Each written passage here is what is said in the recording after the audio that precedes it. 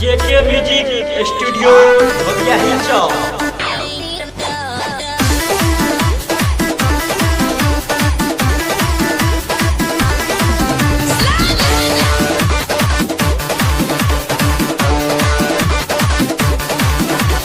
दूर हटाओ दारू तारी बहुत हो गया मारा मारी, अब होगी जुबानों वाली बात।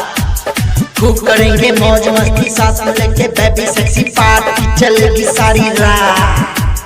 दूर हटाओ दारू तारी बहुत हो गया मारा मारी, अब होगी जुबानों वाली बात। खूब करेंगे मौज मस्ती साथ में लेके बेबी सेक्सी पार्टी चलेगी सारी रात।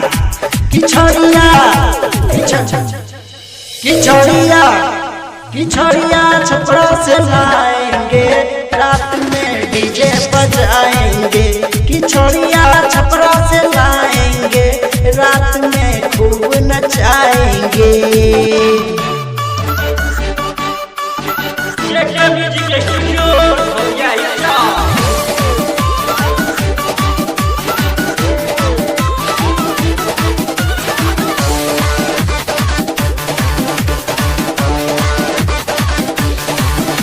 मरपाली के स्टाइल में खूब नचाएंगे।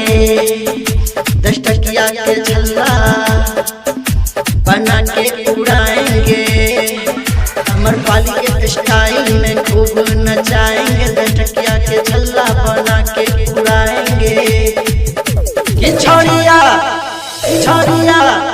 किछड़िया छपरा से लाएंगे, रात में डीजे बजाएंगे।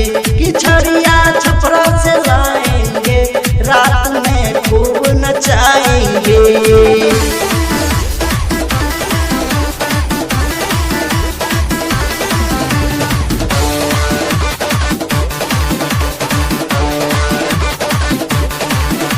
हैप्पी बेबी को स्प्राइट पिलाएंगे। मैथिली गाना पे ठुमका लगाएंगे।